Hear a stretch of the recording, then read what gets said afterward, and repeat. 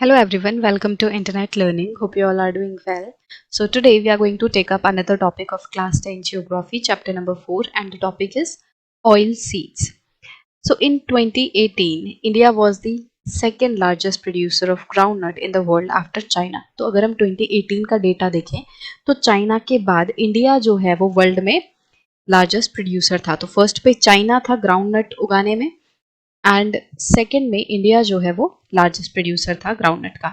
In rapeseed production India was third largest producer in the world after Canada and China in 2018. इसी तरीके से अगर rape seed देखें, जैसे हम राई भी कहते हैं, तो राई जो है उसकी प्रोडक्शन में इंडिया थर्ड नंबर पे था 2018 में. फर्स्ट में कनाडा था, सेकेंड पे चाइना एंड थर्ड पे India. Different oil seeds are grown covering approximately 12% of the total cropped area of the country. अब हमारे देश में जितना भी क्रॉप्ड एरिया है, मतलब कि जितने भी एरिया पे खेती होती है, उस पूरे एरिया का 12% एरिया ऐसा है जिसपे कि ऑयल सीड की खेती होती है.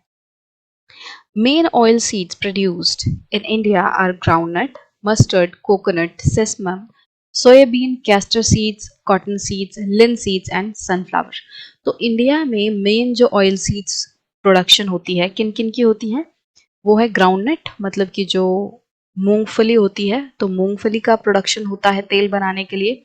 मस्टर्ड सरसों जिसे हम कहते हैं, कोकोनट मतलब नारियल, सेसमम मतलब तिल, सोयाबीन मतलब जो सोयाबीन रहती है, ये तो आपको पता ही है, और कैस्टर सीड्स मतलब अरंडी कहते हैं इसे हिंदी में, अरंडी का तेल, एंड कॉटन सीड्स, तो कॉटन के जो बीज होते हैं उनका भी तेल निकाला जाता है.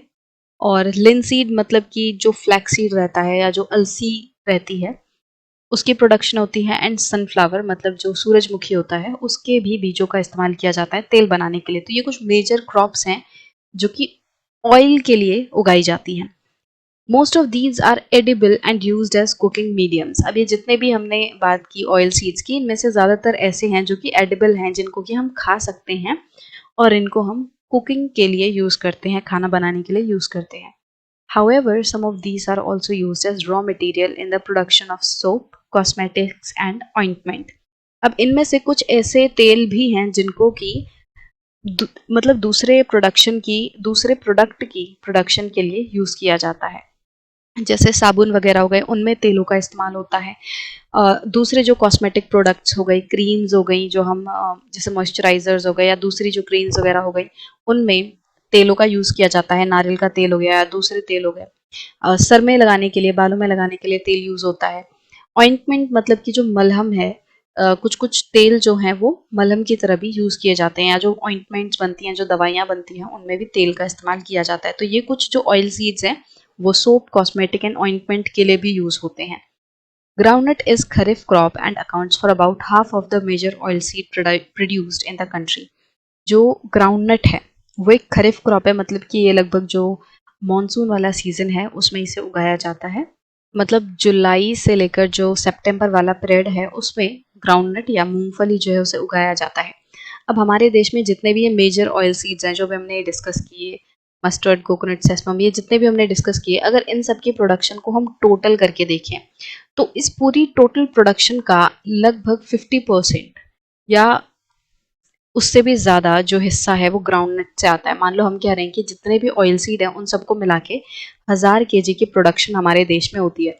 अब इस 1000 kg में से 500 kg जो है लगभग वो मूंगफली का ही रहता है या ग्राउंडनट का रहता है. तो बहुत ज़्यादा मात्रा में ग्राउंडनट जो है हमारे देश में उगाई जाती है. उसके बाद Gujarat was the largest producer of groundnut followed by Rajasthan and Tamil Nadu in 2019-20. तो गुजरात जो है हमारे देश में ऐसी स्टेट है जो कि ग्राउंडनट सबसे ज़्यादा उगाता है.